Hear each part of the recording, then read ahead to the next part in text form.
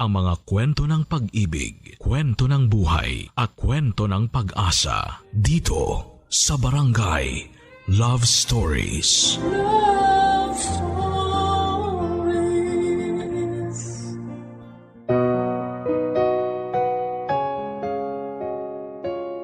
Ang sobrang paghigpit ay mayahambing sa isang pagkulong dahil hindi ka masyadong makagagalaw at limitado lamang ang magiging kilos mo. Dahil dito ay masasabing hindi ganap ang kalayaan mo. Kalayaang magdesisyon at kumilos. Samahan natin ang kabarangay natin na si Bella, isang byuda at isang ina na iginugol ang sarili sa pag-aalaga sa kanyang nag-iisang anak. Mahal na mahal ni Bella ang anak at handa siyang magsakripisyo para dito. Halina't pakinggan ang istorya ng nakakasakal na pagmamahal dito sa mga kwento ng pag-ibig, buhay at pag-asa. Sa nangungunang Barangay Love Stories.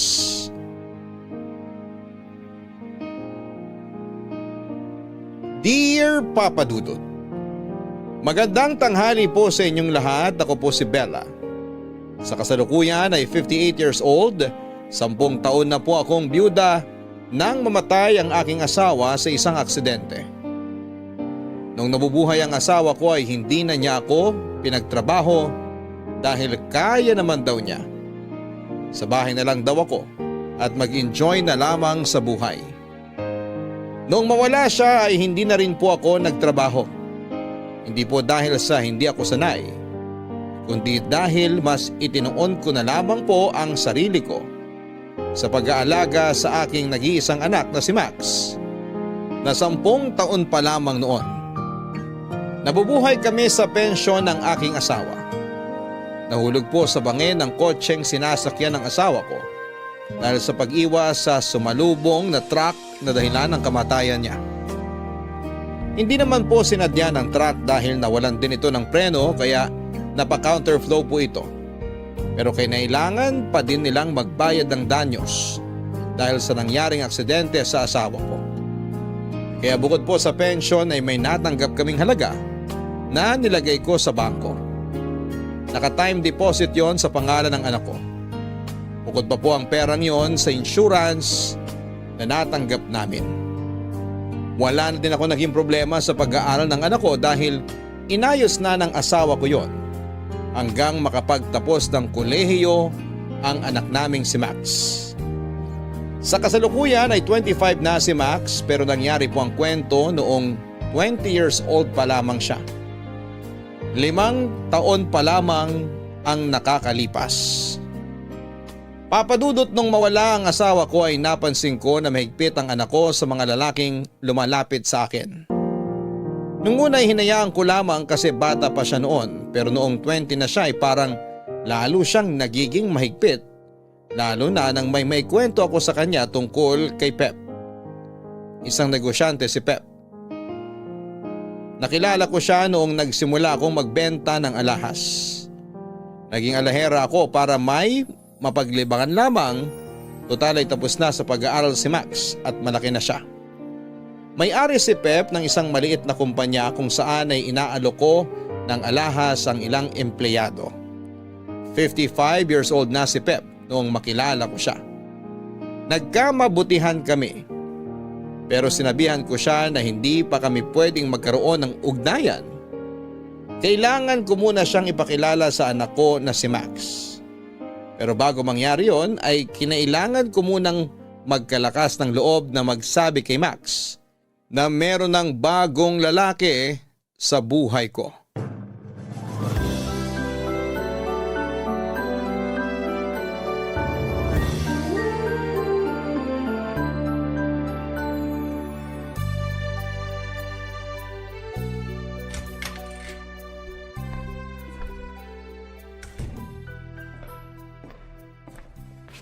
Anak, halika na.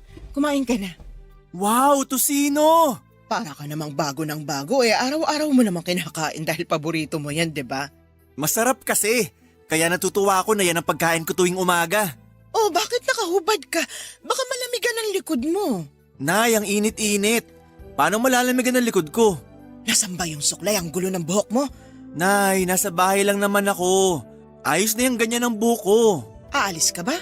Mamaya pa pong hapon ang pasok ko. Bakit ganyan ang trabaho mo hapon ng pasok? Half day lang daw kami kasi bubugahan ata ng pamatay insekto yung opisina ngayong umaga. Kaya hapon na kami pinapasok. Half day. Oo, Nay. At ang maganda, bayad kami ng buong araw. Maganda nga. Ikaw, Nay, kumusta ang negosyo mo? Malakas ba? Wala pa. Naghahanap pa lang ako ng mga tao na pwedeng maging customer sa susunod. Wala ka pang benta? Isang buwan na nung nagsimula ka. Naku, Nay, kung napapagod ka lang dyan, itigil mo na yan. Kaya naman natin mabuhay sa iniwan ni tatay eh. At saka sa sweldo na ako, kaya ako na lang ang magtatrabaho. Anak, hayaan mo na ako. Ito na nga lang ang libangan ko eh. Ang tagal ko nang nandito lang sa bahay lagi kaya hayaan mo na ako maglibang.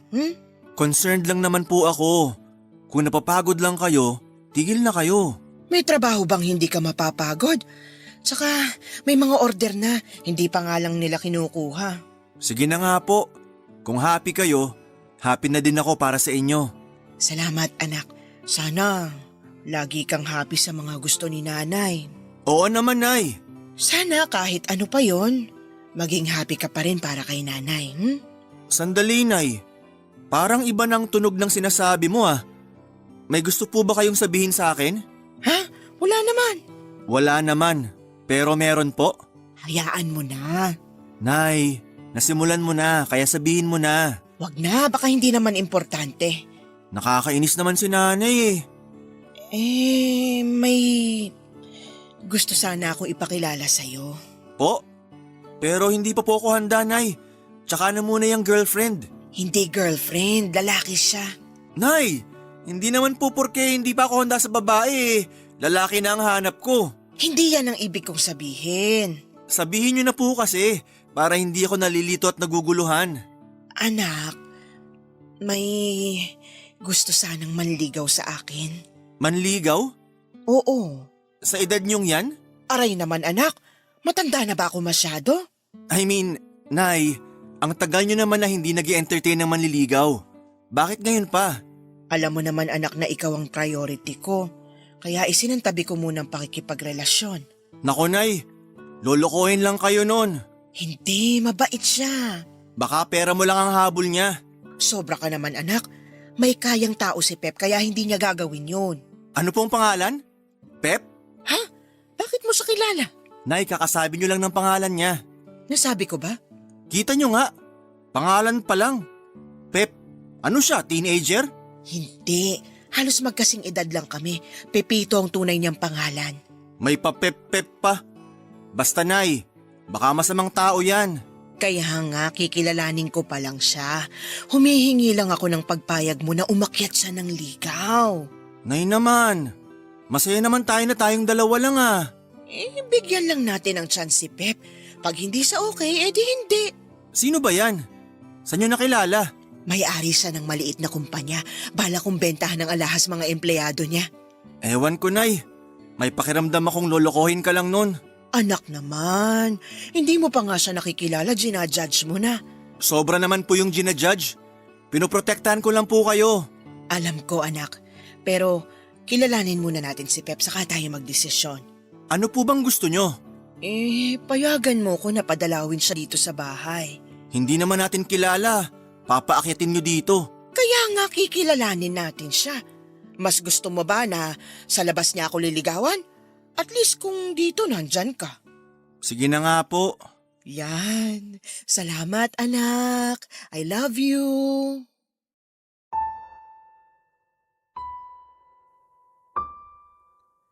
Papa Dudut, kilala ko ang anak ko. Kahit pumayag siya, alam kong napilitan lamang siya. Pero ayos na din po sa akin yon kahit napilitan siya. Ang gusto ko lang naman po ay ang pagpayag niya. Pakiwari ko ay unti-unti namang maintindihan niya rin ang nangyayari. Lalo na kapag nakita niya si Pep. Mabait si Pep kaya alam ko ng panahon na yon ay gagaan ng loob ni Max sa kanya. Kinausap ako ng anak ko at sinabing pumapayag na raw siya at gusto raw niyang makaharap ang lalaking sinasabi ko. Siyempre po, inabisuhan ko na si Pep sa ugali ng anak ko kaya alam na niya ang kanyang gagawin.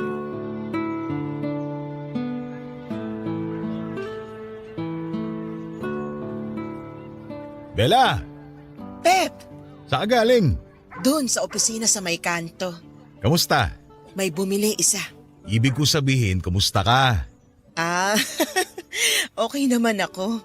Bakit parang ang saya mo? Isa lang naman yung bumili sa'yo. Hindi naman dahil doon kaya ako masaya. Ha? O ano yan? Parang gulat na gulat ka naman. May iba nang nagpapasaya sa'yo? Wow, ayan na naman yung hirit mong pakyut ha. Seryoso ko. Ano ba yung sinasabi mo? Walang nagpapasaya sa akin kundi ang anak ko at ikaw lang. Ay, salamat naman. Pero ano nga ba ang dahilan ng saya mo? Si Max ba? Siya nga. O bakit? Anong bagong achievement niya? Wala, hindi yun ang dahilan. Ano nga? Ready ka na ba? Mahal, ready na. Hoy, wag mo nga akong tawagin na mahal. Mamaya may makarinig sa'yo. Ano naman kung may makadinig? Mahal naman talaga kita. Alam ko, pero wag mo muna ako tawagin na mahal. Mamaya madulas ka sa harap ng anak ko, sabihin nun, may relasyon na tayo, tinatago ko sa kanya. Paano ko naman masasabi sa harap niya ayaw mo naman siya ipakilala sa akin? Yun na nga. Ang alin? Pumayag na siya na pumunta ka sa bahay. Ha? Talaga? Woo! Hoy, makaarte naman dyan parang sinagot na kita. Hindi ba ba? Tigilan mo nga yung mga ganyang biro mo. Mamaya masanay ka mabiro mo ko sa harap ni Max. Sorry, sige hindi na. Pero masaya talaga ako. Ako rin. Hindi ko alam kung paano sasabihin nung una tapos nung nasabi ko at pumayag siya, napakasaya ko talaga. Yun nga lang, hindi ganyan kasaya gaya sa'yo. Bakit? Siyempre, baka sabihin ni Max tuwang-tuwa ako habang siya malungkot. Malungkot ba siya nung sinabi mo? Hindi naman, pero kilala ko ang anak ko. Alam kong nararamdaman niya sa kilos niya pa lang. Hayaan mo, mababago na lahat yan pag nagkakilala na kami. Sana nga. Pero kung ano man ang maging asta ni Max, pagpasensyahan mo na ha. Oo naman. Salamat. Teka, ano bang paboritong pagkain ni Max? Bakit? Dadalan ko siya para unang pagharap pa lang namin. Makita niya na mahal ko kayong dalawa. Wala naman siyang pinipiling kainin. Pero kung paborito lang din naman, isa lang. Tosino. Tosino? Oo. Wala na bang iba? Parang ang pangit naman na dadalan ko siya ng tosino. Magdala ka na lang ng cake. Sigurado namang kakainin niya pa rin yun. Sige, cake na lang. Anong flavor? Huwag mong sabihin tosino ha? Nakakainis ka. Kahit ano, hindi naman masela ng anak ko. Sige, sige. Mas importante pa rin na mahaba ang pasensya mo sa kanya ha. Medyo overprotective siya sa akin eh. Oo, gagawin kong lahat para maging magkaibigan kami. At kalaunan, maging tatay niya ako. Tumigil ka nga. Malayo pa tayo dyan. Pero darating din tayo dun. Kaya sinasanay ko ng sarili ko. Huwag ka nga muna kasing masanay at baka madulas ka sa harap ni Max. Isipin no, naglilihim tayo sa kanya. Oo nga. Sige, masusunod ma'am. Tumigil ka nga at hindi mo ko teacher, kaya wag mo akong minamam. Sige na nga baby. Nakakainis ka. Papadudot ang saya namin ni Pep nung oras na yon. Pero may kapalit na lungkot pala ang sayang yon. Masaya kaming magkausap ni Pep noong mga oras na yon nang biglang may lumapit na isang babae na walang pasabi bigla na lamang nag-iskandalo. Nagulat ako nang awayin niya ako.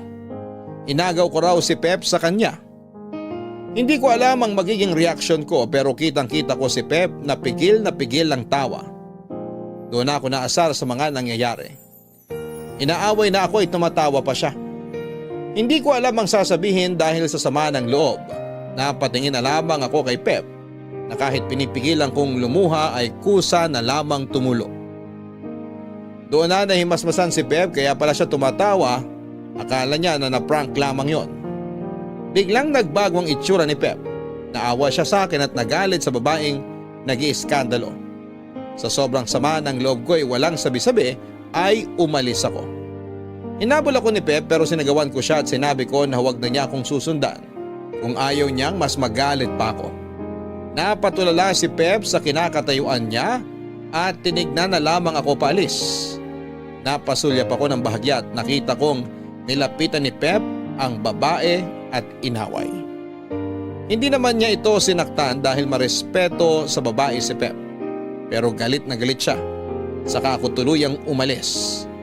Hindi ko akalain na sa pagalis ko ay dumating pala ang mga lalaking kasama ng babaeng nag-iiskandalo at pinagtulungan nila si Pep hanggang sa iwanan nilang nakahandusay sa lupa.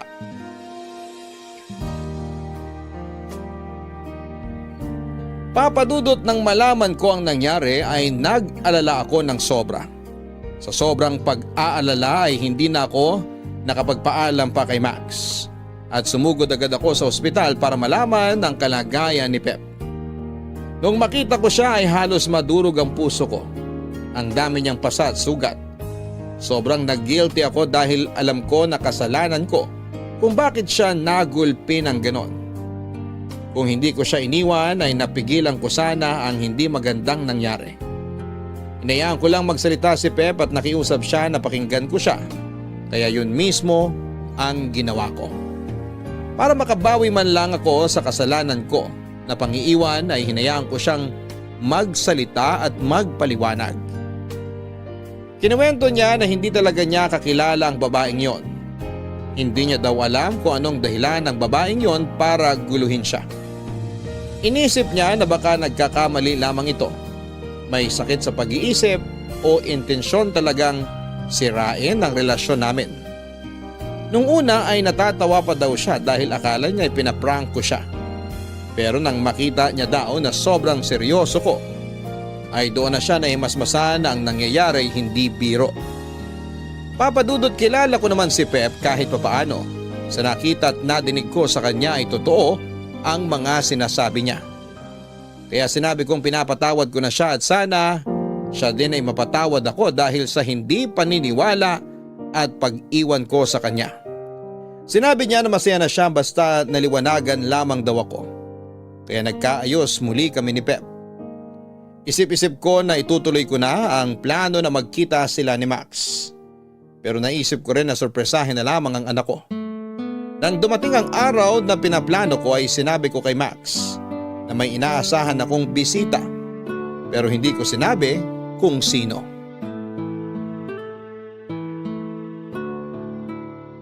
Nay, sino po bang bisita? Huwag kang mainip. Nagtatanong lang po ako. Basta, darating yon at saka mo malalaman. Bakit po ba kailangan sorpresa? Siyempre para mas masaya. Kayo lang po ang masaya. Ako naiinis. Oh, bakit ka naman maiinis? Kasi may pasorpresa pa kayong nalalaman eh.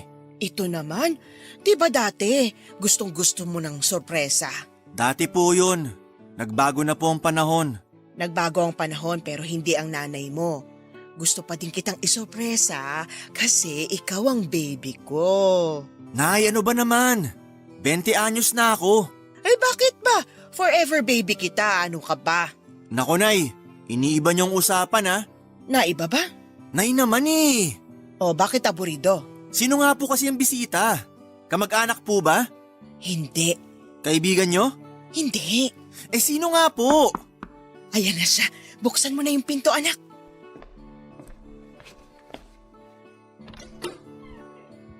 Ikaw? Paano mo nakilala si Pep, anak? Po?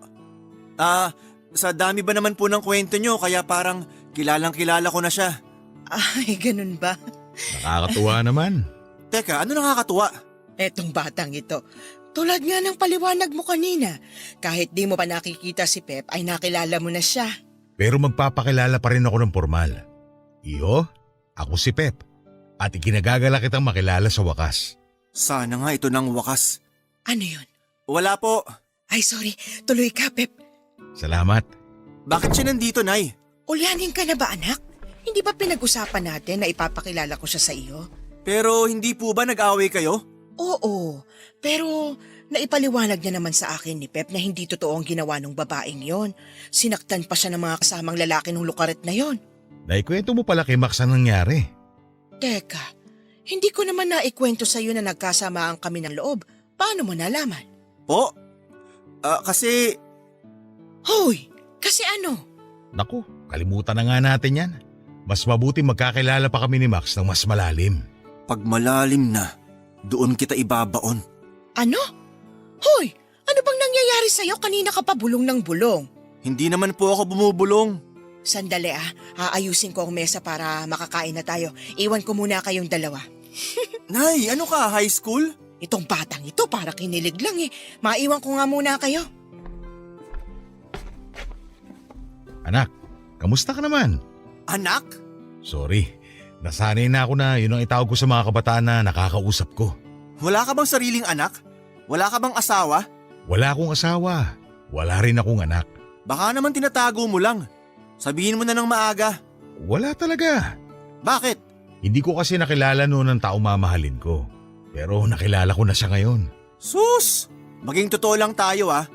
Huwag ka nang gumamit ng mga ganyang salita para makuha ang loob ko. Seryoso ko. At seryoso ko sa nanay mo. Oh, handa na ang mesa, tara na at nang makakain. O Pep, ano pang hinihintay mo? Huwag ka nang mahiya, halika na. Okay, sige. Mula ngayon, hindi na ako mahihiya. Tara na, Max! Sumunod na sa akin si Pep noong pagkatawag ko sa kanya, Papa Dudut. Nakaupo na kami nang makita kong hindi pa pala sumunod si Max. Kaya tinawag ko siya, nasa luhan na kami. Ayaw pa sana niyang sumabay kasi busog pa raw siya pero pinilit ko na lamang. Habang kumakain ay hindi ko sinasadya na si Pep lang ang palagi kong napapansin. Siguro ay dahil sa sobrang tuwa ko na nasa bahay siya at magkakilala na sila ni Max. Ang saya ng kwentuhan namin na hindi ko na malayang unti-unti na palang lumalalim ang ngit-ngit ng anak ko. Natauhan lamang ako nang magsalita na si Max ng sarcastic. Anak ko siya kaya alam na alam ko kung ano ang tono ng mga salita niya at noong gabing yon ay napaka-sarcastic niya. Binabara niya si Pep. Siyempre naman po ay para hindi ma-offend yung tao ay pinagtanggol ko siya kay Max. Hindi ko binabara ang anak ko, pagkos ay puro maganda at papuri ang ibinabalik ko sa kanya sa bawat hindi kagandahang nasasabi niya kay Pep. Naintindihan ko naman na ganon ang ugali ni Max. Ganon din si Pep. Maunawain na tao naman yon. Sa isip ko ay nabibigla pa kasi si Max sa sitwasyon. Sa isip ko ay masasanay din siya. Pero lingid sa kalaman ko na habang pasaya ng pasaya ang usapan namin ni Pep, ay pagalit ng pagalit ang anak kong si Max.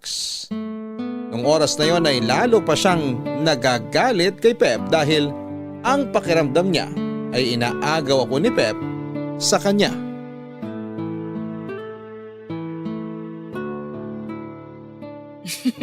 Nabusog ba kayo?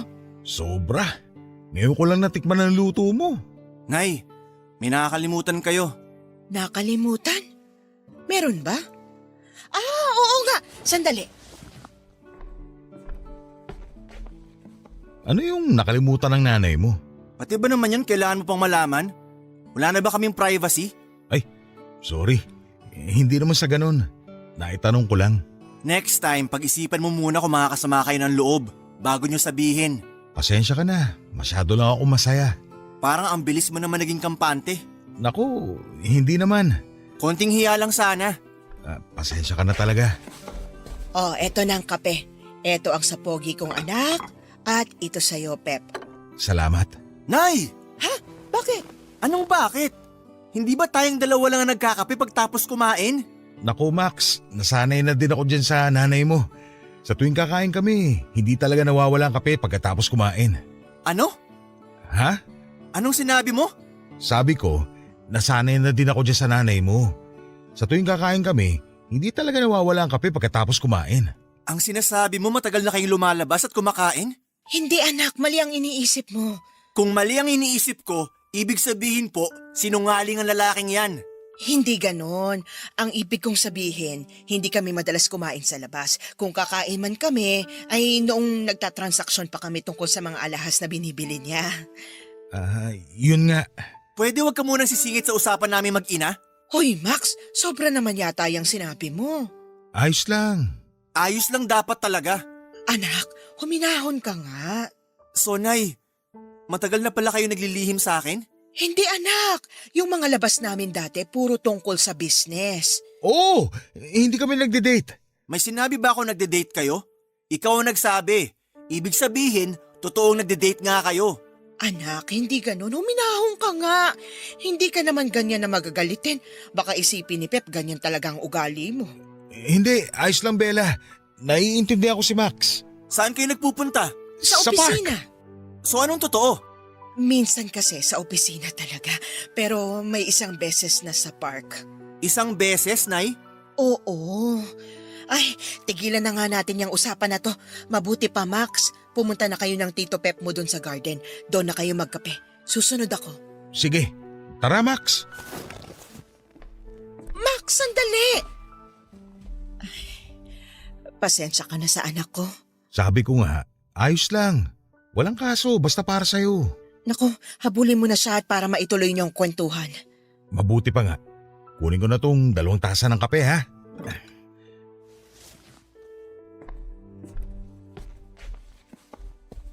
Max, Ano na naman? Kulit niyo naman eh. eto, dinala ko ang kape mo. Naiwan mo sa lamesa. Iniwan ko talaga. Bakit? Nawalan na ako ng gana magkape. Bakit naman? Hulaan mo. Wala talaga akong maisip eh. Subukan mong tumingin ka sa paligid at saka ka tumingin sa sarili mo. Hindi kita maintindihan. Aakyat na ako. May gagawin pa ako. Eh paano tong kape mo? Sa'yo na.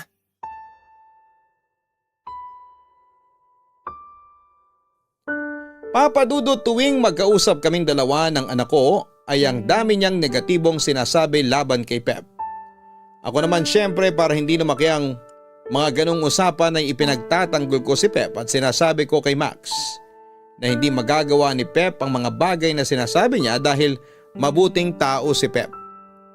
Naisip kasi ni Max na isang malaking bad influence si Pep sa akin dahil nakuha kong ilihim sa kanya ang mga nangyaring pagkikita namin ni Pep sa park at opisina.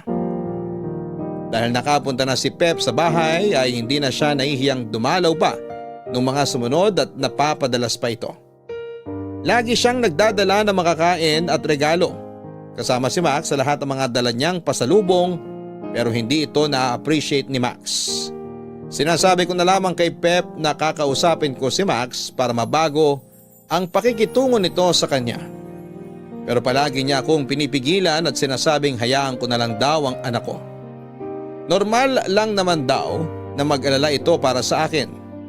Napakabait talaga ni Pep. Sinunod ko ang payo niya at hinayaan na lamang si Max.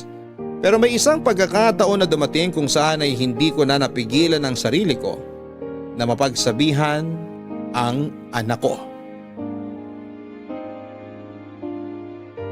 Papa Dudut, dinig na dinig ko ang sinabi ni Max kay Pep na masyado raw makapal ang mukha nito at hindi nahihiya sa panliligaw sa akin. Masyado nang mali ang sinabi ng anak ko kaya kinumpronta ko siya. Hindi ko naman siya pinagalitan na pagsabihan ko lamang siya. Pero dahil kaharap namin si Pep, nang mangyari yon ay napahiya si Max ng mga oras na yon. Hindi ko kaagad napuna dahil nga sa inis ko. Pero si Pep ay nakita at naramdaman ang pagkapahiya ni Max. Kaya nangyari ay pinagtanggol niya pa ito at pinagtakpan niya na kesyo nagbibiruan lamang naman daw silang dalawa at walang masamang ibig sabihin si Max sa mga sinabi niya. Imbes na tanggapin ni Max ang pagtatakip sa kanya ni Pep, ay lalo pang nagalit ito at sinabing nagpapalapad daw ito ng papel sa akin. Kaya kung makapagbait-baitan ay gano'n na lamang. Segunda pa ni Max, natigilan na daw ni Pep ang panguuto sa aming mag-iina at ilabas na ang tunay na kulay niya. Doon na ako pumitik, Papa Dudut. Sa unang pagkakataon ay nasigawan ko si Max kasi hindi ko siya pinalaking ganon. Nahiya talaga ako sa inasal ng anak ko, lalong napahiya si Max kaya umalis na lamang ito. Iniwan kami ni Pep at pumasok sa kwarto niya. Kinausap ako ni Pep. Pinapahinahon at saka pinaliwanagan na huwag nang patulan pa si Max dahil darating naman daw ang araw na mauunawaan nito ang lahat. Natauhan din ako sa mga sinabi ni Pep at saka ako nahiya kay Max sa naging asal ko at nahiya din ako sa sarili ko dahil hindi ko akalain na nagawa ko yon sa anak ko.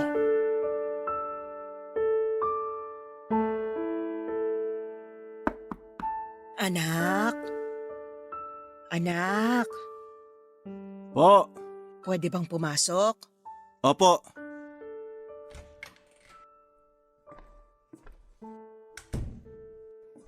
Anak, Bakit po? nakauwi na si Pep. Nga pala anak, pasensya ka na sa akin kanina ha. Kalimutan na po natin yon. Hindi ka ba galit kay nanay? Hindi po. Hindi po ako magagalit sa inyo kahit kailan. Anak, sana maintindihan mo ko. Naiintindihan ko naman po kayo. Wala namang kami gagawing masama ni Pep, kaya sana huwag ka nang magalit sa kanya. Nay, may tiwala ako sa inyo. Pero sa kanya wala. Naiintindihan ko naman na wala ka pang tiwala sa kanya, pero sana pakisamahan mo naman siya kasi maganda naman ang pakikitungo niya sa atin eh. Nay, mahirap po kasi mangako. Bakit? Baka hindi ko magawa. Bakit naman? Mahirap ipaliwanag, Nay. Noon pa man nakakausap mo na ako. Lahat naman ay ipapaliwanag mo sa akin at naiintindihan ko. Iba po kasi yung ngayon eh. Ano ibig mong sabihin? Nay, basta lagi niyong tandaan, nandito ako lagi at mamahalin kayo. At uulitin ko po na lalong hindi ako magagalit sa inyo. Salamat anak. Ako din hindi ako magagalit sa iyo. Nabigla lang ako kanina kasi... Nay, wag na nating pag-usapan yan. Pero... Nay, pagpasensyahan niyo ako kung medyo napapasagot ako sa inyo. Nabibigla lang din naman po ako. Mahal na mahal ko lang po kayo. Kaya pinoprotektahan ko kayo. Alam ko naman yon anak. Pero wala kang dapat ipag-alala kay Pep. Anak, kung noon pa'y nakitaan ko na siya ng hindi magandang ugali, noon pa sana hindi ko na siya in-entertain. Pero iba si Pep. Mabait siya. Sana makita mo yon. Alam ko po yun. Masaya naman po talaga tayo eh, nung tayong dalawa pa lang. Hindi na po siguro natin kailangan ng dagdag pa. Anak, hindi naman natin alam kung saan tutungo ang relasyon namin ni Pepe. Pero sana, hayaan mo muna kami. Pero Nay, Pero ano anak? wala po. Kalimutan nyo na. Anak, may hihilingin lang sana ako. Pero wag kang magalit ha. Hindi nga po ako magagalit sa inyo. Anak, baka pwede mo naman akong mapagbigyan na kilalanin mo muna si Pep. Bakit pa po? Sabi nyo naman na hindi naman sigurado kung saan papuntang relasyon nyo eh. Oo, pero habang kinikilala pa namin ang isa't isa, gusto ko sanang kilalanin mo rin siya. Hindi kita inuobliga na tanggapin siya agad, pero sana kilalanin mo lang siya. Nay, ayoko sanang masaktan ka. Pero mas kailangan mong malaman ang totoo. Totoo? Opo, Anong totoo? kanina nung umalis si Pep, nakita ko siya sa may kanto na may kausap na babae. Anak naman, may kausap lang na babae eh. Ano namang masama ron? Nay, nakita ko sila. Hindi ko na dinig ang usapan nila kasi malayo ako. Pero sa kilos nila, alam mong iba ang ibig sabihin. Ano bang sinasabi mo? Nay, nahuli ko siya na may katagpuan siyang babae sa kanto. Ang saya pa nga po nila eh. Anak, wala namang masama sa masaya. Sabi mo nga malayo ka at hindi mo naman narinig ang pinag-uusapan nila eh. Nay, nag-videohan ko po yung insidente. Wala pong sound kasi nga po malayo ako sa kanila. Pero huli po ng video ang lahat ng nangyari. Ano ba yung sinasabi mo? Huwag ka mabibigla, Nay. Eto po, panoorin nyo. Yan po nung nagkita sila malayo pa lang. Hindi pa po sila nagpapahalata na magkakilala. Tapos ayan po, nagsenyasa na sila. Ngumiti na po yung babae. Nung malapit na, tsaka sila nag-usap. Ayan, nakita mo naman, Nay. Todo ngiti din si Pep. Nagtatawanan pa sila dyan. Nay, huwag kang mabibigla sa susunod na mangyayari. Ano yan? Nagyayakapan ba sila? Opo, Nay. Nagyakapan po sila. Sa kalye pa na malapit dito sa atin. Hindi na po nahiyayang Pep na yan.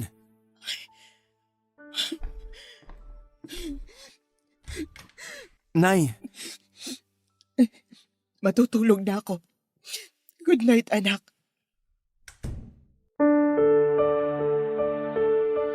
Papadudot, masyado kong dinamdam ang ipinakitang video ni Max. Hindi ako nakapagsalita mula noon ay ayoko na munang makipag-usap kung kanino kaya naglagi ako sa kwarto.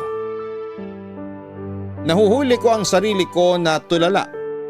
Sa tuwing dadalaw naman si Pep ay pinagtatabuyan siya ni Max.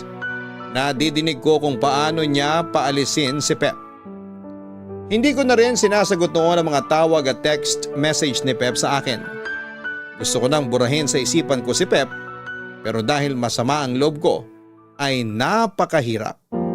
Sa galit ko kasi ay lagi ko siyang naaalala kaya nagmistulang isang pagsubok ang paglimot sa kanya. Lagi akong walang gana at hindi rin ako makakain ng mga panahon na yon hanggang sa nagkasakit na ako. Nag-alala si Max sa nangyari sa akin pero hindi rin naman nagbago ang trato niya kay Pep. Makalipas ang 1 linggo mula noong magkatrangkaso ako. Unti-unti na rin namang bumuti ang kalagayan ko. Doon na yata ako naka-move on. Kasi ayoko na talagang isipin si Pep at sinikap kong tanggalin na siya sa sistema ko. Hindi na talaga pinayagan ni Max si Pep na tumapak sa bahay namin. Kaya naman palaging nasa labas si Pep at naghihintay ng pagkakataon. Umaasa siguro siya na makikita niya ako at makakausap pa.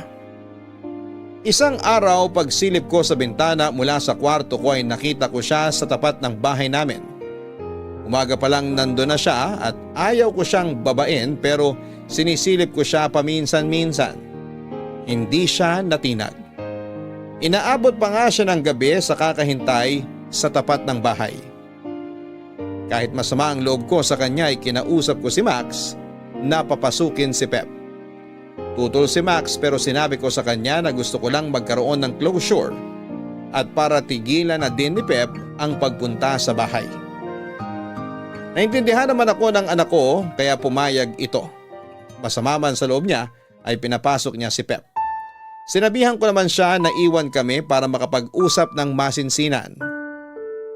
Ayaw sana ni Max pero nakiusap ako sa kanya kaya napapayag ko din siya.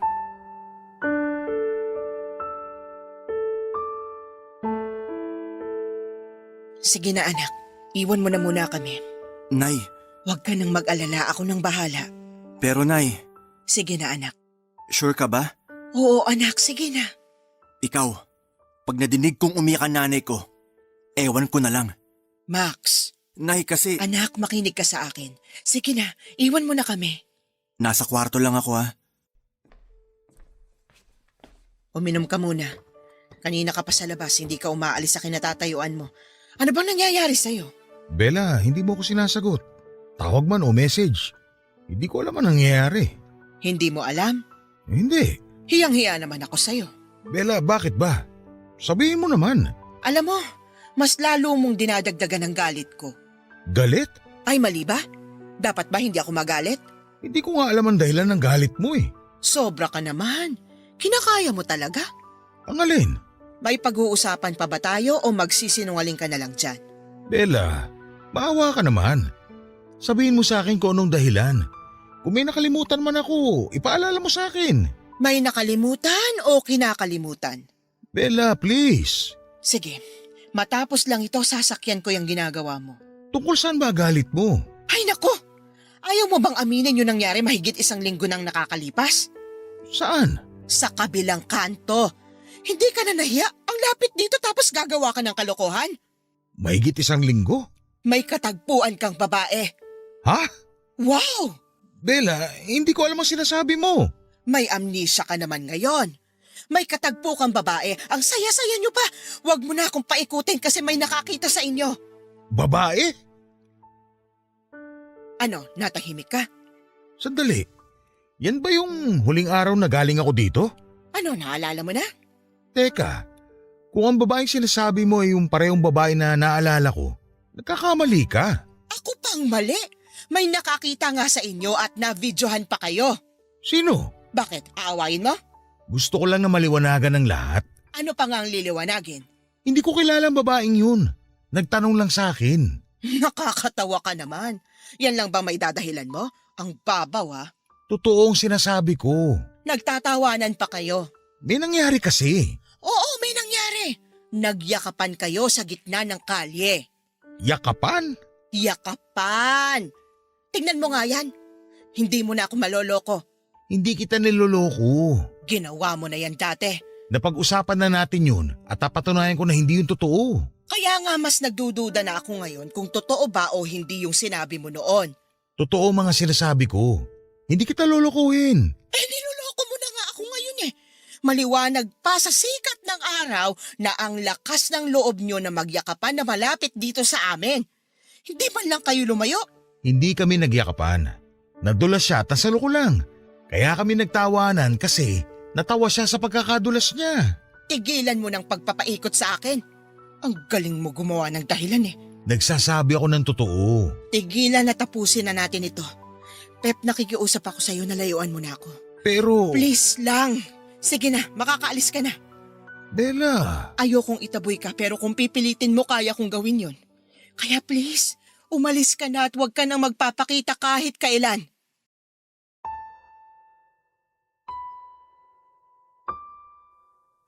Papa Dudut, hindi ko alam kung paano ko nagawa ang pagtataboy kay Pep. Hindi po kasi ako ganong klase ng tao. Siguro po ay dahil sa sobrang sakit na nangyari kaya bigla akong naging bato sa pagkakataong yon. Pagkaalis ni Pep ay hindi man lang ako nakaramdam ng lungkot. Mula sa kwarto niya ay hindi ko alam na nakikinig pala si Max sa buong usapan. Masayang masaya ito nang lumabas at sinakto niya talaga noong umalis na si Pep. Noong makita ko ang sobrang saya ng anak ko ay may biglang kumurot sa puso ko. Doon ako nakaramdam ng awa. Naawa ako sa ginawa ko kay Pep pero wala na po akong pagpipilian noong mga oras na yon. Kung hindi niya kayang maging seryoso sa relasyon, magiging kalokohan lang po ang kung anumang meron kami. Kaya habang maaga ay mabuting tuldo ka na. Matapos ang nangyari ay tumigil muna ako sa pagbebenta ng alahas kaya hindi na rin ako nakakapunta sa opisina ni Pep kahit madami akong customer doon. Kaya ilang linggo ang lumipas na hindi kami nagkita. Hindi na rin kasi pumupunta si Pep sa bahay kahit sa tapat lang. Kahit na ayaw kong makita si Pep ng mga panahon na yon. At alam kong iniiwasan niya ako ay nagulat pa rin ako noong magkita kaming muli, Papa Dudut. Papa Dudut, aksidente kami nagkita ni Pep sa loob ng isang grocery store. Malayo pa lamang ay kita ko na siya. Pero ayokong umiwas kaya ang ginawa ko ay nagkunwari akong hindi siya nakita. Umaasa ako noon na sana'y huwag niya akong kakausapin. Nagkasalubong na kami pero lumampas lamang siya. Ewan ko kung iniwasan niya rin ako ng tingin o hindi na lamang niya ako pinansin. Pwede rin namang hindi niya lang talaga ako nakita. Ewan ko ba pero pakiramdam ko ay para akong napahiya sa mga nangyari. Hindi ko maipaliwanag kung bakit may epekto pa din sa akin yung nangyaring pagtataboy ko kay Pep. Hindi ko siya pinansin dahil gusto ko na po na talagang makapag-move on pero bakit apektado ako? Kilala ko si Pep. Mabait naman siya, sana hindi na lang niya ginawa ang pakikipagkita sa iba. Kung naging tapat sana siya ay siguradong mamahalin ko siya. Dahil nga po medyo kabisado ko si Pep, naisip ko na kaya hindi niya ako pinansin ay bilang respeto sa sinabi kong tigilan na niya ako. Kaya kung yun po ang dahilan ay napakabuting tao talaga niya. Kasama ko po si Max sa grocery noong araw na nakita ko si Pep pero naghiwalay po kami para paghatian ng mga nakalista na bibilhin. Mabuti na rin po ay hindi sila nagkitang dalawa. Kinakabahan ako na baka magkita sila. Mga ilang sandali pa ay hindi ko na makita si Pep sa mga aisle ng grocery store. Siguro ay minabuti na niyang lumabas para hindi kami magkasalubong muli. Hindi na lamang ako nagpahalata kay Max na nasa loob din ng grocery si Pep. Matapos mailagay ni Max lahat ng grocery sa likod ng kotse ay bigla na lamang may lumapit sa amin na dalawang lalaki. Bigla nilang hinarap si Max at sinabing siya daw ang gumulpe sa kapatid nila. Gulat na gulat si Max at sinabing wala siyang ginugulpe. Galit talaga ang dalawa. Sinabing nasa ospital daw ang kapatid nila at wala pang malay. Saka ko sinabi na hindi magagawa ni Max ang binibintang sa kanya. Saka sinabi ng isa sa mga lalaki na para hindi na raw nila kami guluhin ng anak ko, ay magbigay kami ng 20,000 piso na pambayad nila sa ospital. Nakutuban ko na binubudo lamang kami ng dalawang lalaki. Kaya tinaboy ko sila.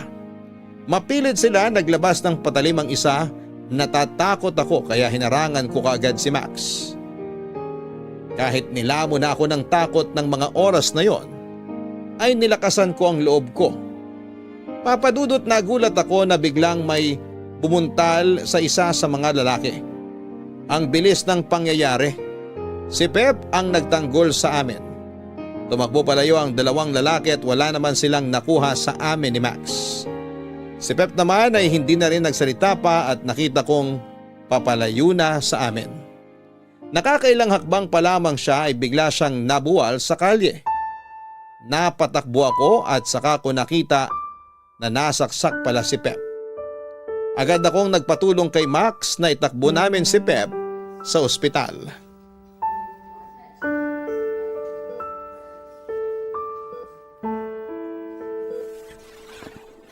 Oh, wag ka na munang masyadong kumilos. Bakit? Hold up ba ito? Nakukuha mo pang magpatawa. Ayoko kasi na malungkot ka.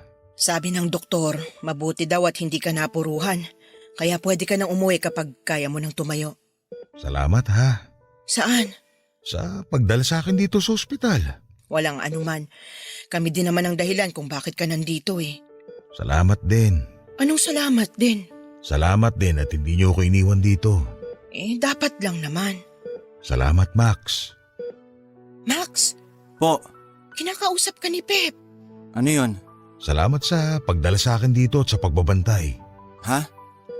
Oo, Salamat, Bella. Ang dami mo namang ipinagpapasalamat. Para ka namang nanalo ng award. Higit pa doon ang pakiramdam kaya salamat. Tungkol saan ba? Salamat at kinausap mo na uli ako. Kanina sa grocery, gusto sana kitang batiin. Kaso bilang respeto sa kagustuhan mo na huwag kitang kausapin, pinigil ko ang sarili ko. So, napansin mo pala ako kanina. Papasok pa lang kayo. Iiwas sana ako kasi baka masira ang araw mo. Kaso walang ibang daan kundi yung pasalubong sa inyo. Ayoko naman magtago dahil alam kong nakita mo din ako. Sus, paano ka naman nakasiguro na nakita kita? Hindi ba? Kalimutan na nga natin yun. Nga pala, may gusto sana akong sabihin. Ano yon? Kasi total maayos ka na. Aalis na din sana kami. Bella, gusto ko sanang pakinggan mo muna yung paliwanag ko. Dun sa nakitang nakikipagtagpo ko sa iba. Pero kung ikagagalit mo, hindi ko na ipipilit. Kung inaakala mo may kasalanan ako, sana mapatawad mo na ako. Kalimutan na natin yan. Tapos na yan. Kaya tapusin na natin ang isyong yan. Salamat. Pang ilang pasasalamat na ba yan? Masaya lang ako. Mabuti naman at masaya ka. Masaya na din ako para sa'yo. Bella, Ha? may hihilingin sana ako. Hiling? Sabi ng doktor ayos ka na daw kaya hindi ka mamamatay. Ibig ko sabihin, pwede ba uli tayo magsimula?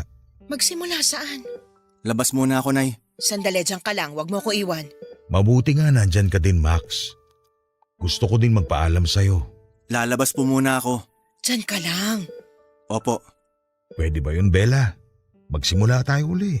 Pep, naka-move on na tayo pareho. Kaya hanggang doon na lang sana. Pero mahal kita, Bella. Marami pang iba dyan. Bella, please. Kung mangungulit ka, aalis na kami. Tara na, Max. Bella, sandali. Max, tulungan mo ako. Pero, Parang awa mo na. Mahal kong nanay mo. kasi si… Max! Po, Ano, magpapaiwan ka ba? Halika na! aalis na daw kami. Teka, Bella! Papadudot pinangatawanan ko ang pagiging bato. Kahit na anong pakiusap at pagmamakaawa ni Pep ay hindi ako natinag. Hindi lumambot ang puso ko dahil kahit na umiiyak na siya sa harapan ko. Para po kasi sa akin, kung nakagawa ng isang pagkakamali na maaari namang iwasan ay maaari pa rin itong maulit. Kaya mas mabuti pang wakasan na lamang ang nasimulan kesa ipagpatuloy. Sapat na ang salita at pruweba na ipinakita sa akin ng anak ko. Mas maniniwala ako sa anak ko dahil alam ko na gusto lang din niya na mapabuti ako. Pero ang ipinagtataka ko sa anak ko ay parang may gusto siyang sabihin na hindi niya masabi. Sabi ko nga po na kilalang kilala ko ang anak ko, kaya alam ko kung may nararamdaman siya. Pero sa tuwing tatanungin ko naman siya ay hindi niya alam kung ano ang sasabihin niya. May gusto talaga siyang sabihin na hindi niya masabi. Hinayaan ko lang siya. Baka hindi pa siya handa na sabihin sa akin. Pero sa totoo lang ay natakot din ako ng mga oras na yon. Kung ano-anong pumapasok sa isipan ko. Gaya ng baka may nadisgrasya siyang babae at hindi niya alam kung paano sasabihin sa akin. Pero ayoko pong mag-overthink kaya hinintay ko siyang magsabi ng totoo. Lumipas nga ang ilang araw at may isang balita na naman na dumating sa akin. Si Pep daw po ay itinakbong muli sa ospital. Natakot ako na baka na-impeksyon ang sugat niya. Agad ko pong sinabi kay Max ang balita para samahan niya ako sa ospital. Nagulat ako sa reaksyon ng mukha ni Max.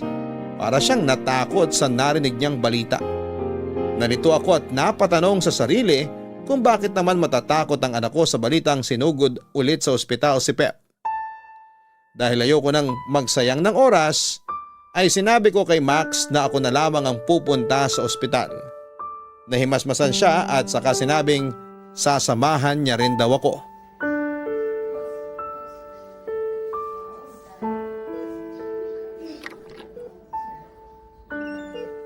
Pep, Bella? ano ba naman ang nangyari? Ayos lang ako. Ano bang ayos? Ayan, namimilipit ka sa sakit. Wala ito. Tigilan mo na nga yan. Yan ang hirap sa'yo kahit nahihirapan ka na, nagmamaang-maangan ka pa. Wala nga ito. Nakakahiya naman at napatakbo kayo rito. Ano bang nakakahiya? Hindi biro yung nangyayari sa'yo. Ano ba kailangan? Anong gusto mo? Ayos lang ako. Anong ayos? Hindi ka nga ayos. Nakakahiya at inabutan niyo ako ng ganito. Walang nakakahiya. Hindi ka na iba sa amin. Salamat. Salamat, Max. Ako? Oo, salamat. Saan? Yung pagpunta lang dito, malaking pasasalamat na yon. Sana hindi ka nagalit sa akin. Ha? Hindi. Salamat.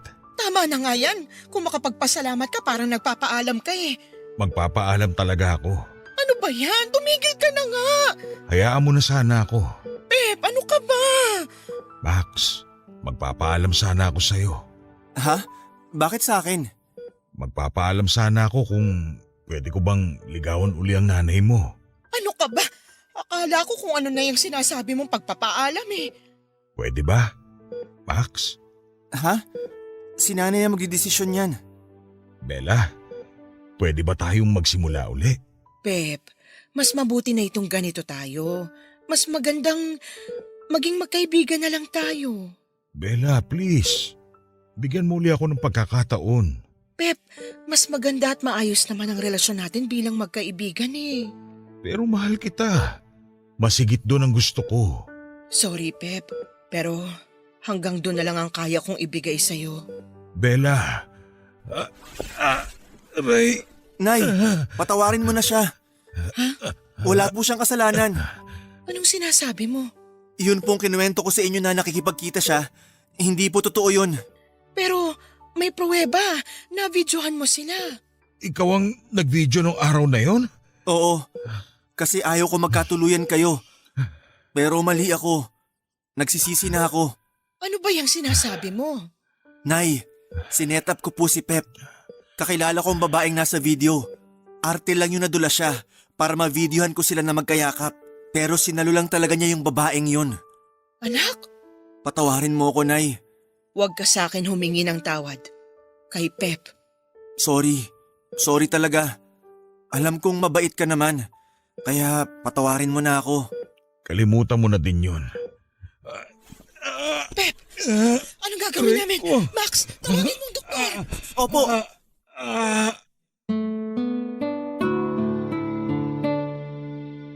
Papadudot sobrang nagpanik kami ni Max dahil sa nangyari kay Pep. Kitang-kita namin na hirap siya. Natakot talaga kami. Pero hindi ko alam kung matatawa ako o magagalit. Nung dumating po kasi yung doktor na naiinis pa ako kasi ang tagal niyang dumating may emergency na nga ang nangyayari. Saka pa lang namin nalaman ang tunay na sakit ni Pep. Binigyan ng doktor si Pep ng pampahilab sa sakit ng tiyan. Pasintabi pero may LBM pala si Pep ng mga araw na yon kaya pala sumasakit ang tiyan niya. Masyado kaming nag-alala ng mag-ina kaya inakala namin na napakalubha ng nangyari kay Pep. Akala namin ay naimpeksyon ang sugat niya sa saksak. Siguro'y dahil na rin sa guilt namin kaya ang OA naming mag-ina.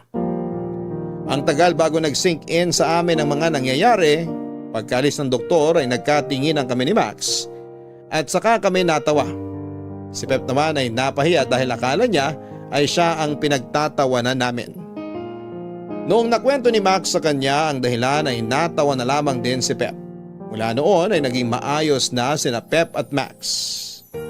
Noon pa pala ay gusto nang ayusin ni Max ang lahat sa pagitan nila ni Pep noong matapos niya kaming ipagtanggol sa mga nambubudol sa amin. Pero dahil sa hiya sa nagawa niya ay hindi niya alam kung paano magsisimula. Pero ganun pa man, Papa Dudut ay masaya na din ako at nagkaalaman na. Pinagbigyan kong muli ang hiling ni Pep na magsimula kaming muli. Pero sa pagkakataon na yon ay niloloko pa ni Max si Pep na huwag babagal-bagal. Bilisan na raw nito ang pagdiskarte sa akin hanggang sa nagkatuluyan na nga kaming dalawa ni Pep.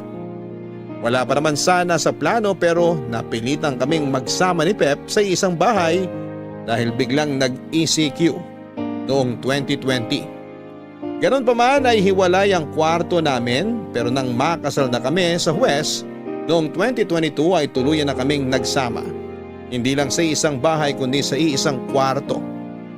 Alam namin na matatanda na kami noong magpakasal. Pero ang importante ay ang saya na binibigay namin sa isa't isa. Si Max naman ngayon ay may nililigawan na. Para kaming nagkabaliktad dahil ako naman ang nangungulit sa kanya. Salamat po Papa Dudut sa Barangay LS 97.1 sa pagbibigay daan sa aking kwento. Pagpalain po kayo at ang lahat ng mga nakikinig sa Barangay Love Stories. Ang inyong forever kapuso at kabarangay, Bella. May karapatan ang lahat na protektahan at alagaan ang bawat minamahal. Pero may kasabihan, ang lahat ng sobra ay nakakasama. Pilitin nating maging parehas sa ating sarili at sa mga mahal sa buhay. Ang ayaw natin ay huwag nating gagawin sa iba. Dahil ayaw din naman nila ang masyadong kinokontrol. Huwag nating ipagkakamali ang kahigpitan sa proteksyon dahil ang isang sakal ay hindi matatawag na pagmamahal. Hanggang sa muli ako po ang inyong si Papa Dudut. Maraming salamat po sa inyong lahat. At tumutok sa inyong official overall number 1 FM station in Mega Manila, ang Barangay LS 97.1 Forever number 1. Sabay-sabay nating pakinggan ang iyong kwento ng pag-ibig, buhay at pag-asa. Ipadala lang sa barangaylovestories@yahoo.com. Nagustuhan ng iyong napakinggan? Ituloy yan via live stream sa www.gmanetwork.com/radio.